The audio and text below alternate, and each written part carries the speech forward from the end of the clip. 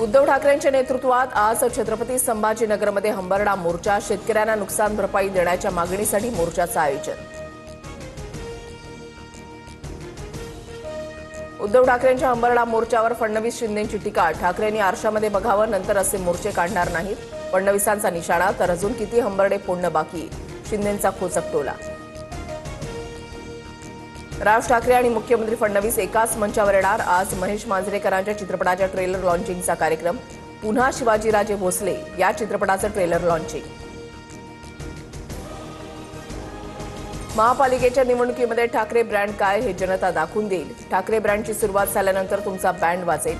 Best कामगार सेनेच्या बैठकीमध्ये उद्धव ठाकरेंचं फडणवीसांना उत्तर।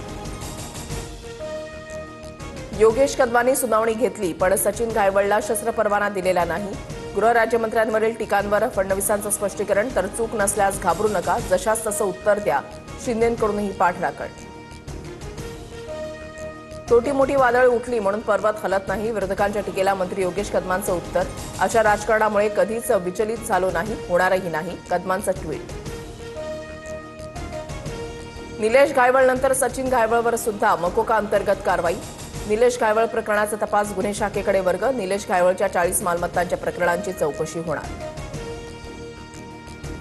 ओबीसीना बर्बाद करणारा जी.आर. रद्द झालाच पाहिजे, अन्यथा मुंबई, पुणे, ठाणे जाम करणार। नागपुरातील ओबीसी मोर्चातून विजय वडेट्टीवारांचा इल्गार। मोर्चा काढा किंवा काहीही करा, आम्ही आरक्षण सोडणार नाही, आमचा जी.आर. रद्द होणार नाही। ओबीसी आंदोलनावर जरांगेंची टीका। लोकांना कर्जमाफीचा नाद लागलाय, निवडून येण्यासाठी आम्ही काहीतरी आश्वासनं देतो। सहकार मंत्री बाबासाहेब पाटलांचं शेतकऱ्यांच्या जखमेवर मीठ सोडणारं वक्तव्य। टीकेनंतर दिलगिरीही व्यक्त। शेतीच्या बांधावर शेतकरी बाबासाहेब पाटलांची जिरवल्याशिवाय राहणार नाही। ओबीसी मेळाव्यातून वडेट्टीवारांचा सहकार मंत्र्यांना इशारा। भौंकने वाले कुत्ते काटते नहीं, अहिल्यानगरमधल्या सभेवरून नितेश राणेंची एमआयएम नेत्यांवर टीका। जलील यांनी छोटा चिंटू आणि वारिस पठाण यांनी नेपाली टिंगणा म्हणत केलेल्या टीकेला उत्तर।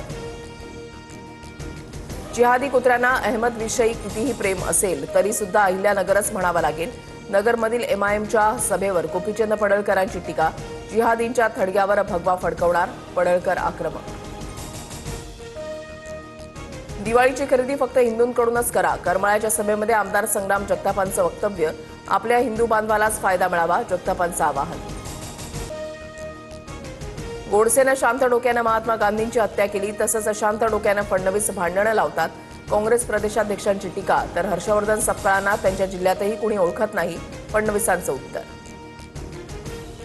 राज ठाकरे आणि राऊतांमध्ये गेल्या 10 दिवसांमध्ये 3 बैठका। दोघांच्या युतीमध्ये पवारांच्या एनसीपीला घेता येईल का, चाचपणी सुरू। शरद पवार आणि राऊतांमध्येही परवा बैठक झाल्याची माहिती। लाडकी बहीण योजनेचा सप्टेंबरचा सन्मान निधी खात्यामध्ये जमा होण्यास सुरुवात।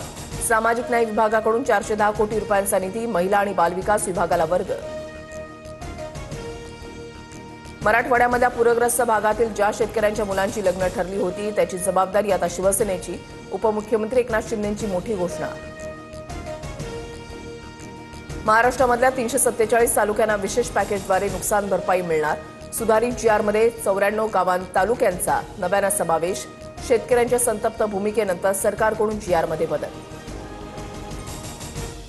म्हाडाच्या कोकण मंडळाअंतर्गत आज 5354 घरं आणि 77 भूखंड विक्रीसाठी सोडत। उपमुख्यमंत्री शिंदेंच्या हस्ते लॉटरी काढण्यात येणार।